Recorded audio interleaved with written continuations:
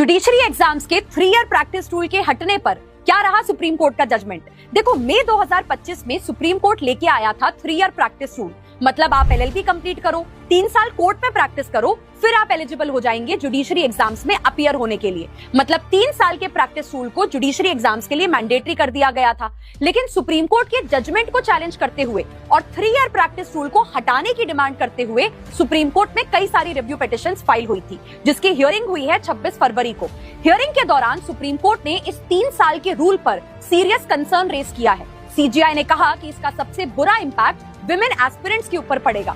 CGI ने accept किया कि देश की लड़कियां, महिलाएं परेशान हैं कि वो सोसाइटी प्रेशर की वजह से 3 साल प्रैक्टिस कंप्लीट नहीं कर पाएंगी और ना जुडिशरी एग्जाम्स दे पाएंगी और उससे पहले ही उनकी शादी करवा दी जाएगी। सीजीआई ने कहा कि no doubt practice experience important है, लेकिन इस रूल को ऐसे इंप्लीमेंट करना होगा कि जो यंग जुडिशरी एस्पिरेंट्स हैं, मेरिटोरियस हैं, अच्छा जज बन सकते हैं और जुडिशरी को अच्छे से सर्व कर सकते हैं, उन्हें ये रूल अफेक्ट ना करे। क्योंकि सीजीआई के अकॉर्डिंग आज एक fresh LLB pass out eligible नहीं है जुडिशरी एग्जाम्स में बैठने के लिए। उसे 3 साल तक वेट करना पड़ेगा और हो सकता है जब तक वो एलिजिबल हो उसका मन बदल जाए और वो जुडिशरी एग्जाम्स में ना बैठे, तो ये लॉस जुडिशरी का होगा, क्योंकि हम इस रूल की वजह से एक मेरिटोरियस कैंडिडेट को खो देंगे। फाइनली सुप्रीम कोर्ट ने सभी हाई कोर्ट से इस 3 ईयर प्रैक्टिस रूल पर रिस्पांस मांगा है और मैटर को मार्च के लिए पोस्ट कर दिया है। तो लग तो रहा है कि शायद सीजीआई एस्पिरेंट्स के साइड है और उनके फेवर में कोई डिसीजन दे सकते हैं। आपका क्या सोचना है, कमेंट सेक्शन में जरूर बताइएगा।